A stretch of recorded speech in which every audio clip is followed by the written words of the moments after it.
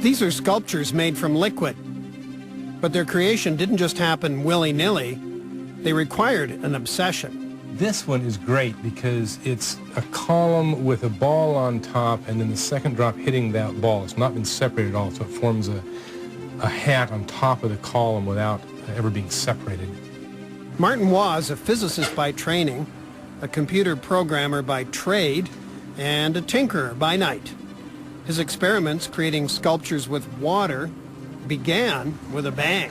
When I started taking pictures down here, I was doing high-speed photography, and there's, I think, of two classic things for high-speed photography, the drops and splashes and popping balloons. And so I was popping balloons, and one of the fun things to do is to put a teaspoon or so of water in a balloon, and you blow it up, shake it around so it coats the inside, and you pop it. The balloon snaps off, leaving a shell of beads of water suspended in space.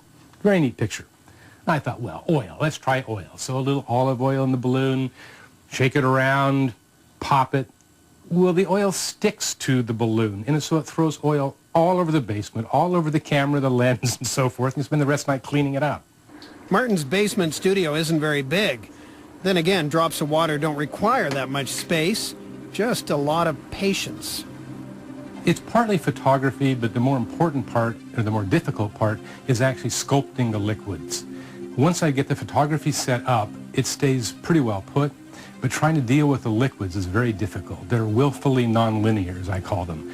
You think you've got them doing what you want them to, the slightest change, and all of a sudden they take on a mind of their own, and triggers the flash.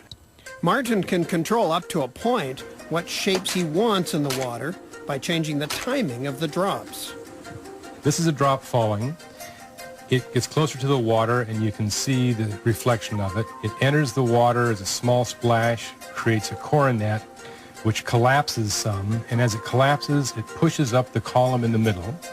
The column continues up and begins to form a ball on the end, which pinches off into actually a separate bead. Now in this frame, we see the second drop falling down, which is actually larger than these, and this second drop will land on top of that bead and cascade down over it, showering. Now that's fallen all the way down, flattened out some, and has actually begun to get to a smaller pancake size, and then falls down on the column and dissipates into the surface. That's about 50 milliseconds. Of course, water's transparent. That makes it as challenging as trying to photograph a pane of glass. I put the lights, the flashes out here, and shine the light toward it. The light just goes through and you don't see the drop very well. I realized if I want to get light to reflect off of it, I treat it like looking at clouds in a mud puddle, where you get a slight view, a slight glancing view off the surface, and you see the clouds. So I put the flashes behind, and the light then glances off the surface, reflects up to the camera, and I get a nice crisp picture of really the disturbance of the drop that the drop makes in the surface of the water. So what is it with water and drops and splashes? Like most artists, Martin simply sees the world differently. I see it all over the place. In the bathtub, pouring cream into coffee. It's all over the place. I think we've all seen this. In fact, one of my imaginations about why this stuff is so engaging for people is that we see these splashes. They happen so fast that we don't quite register. It's a subliminal message.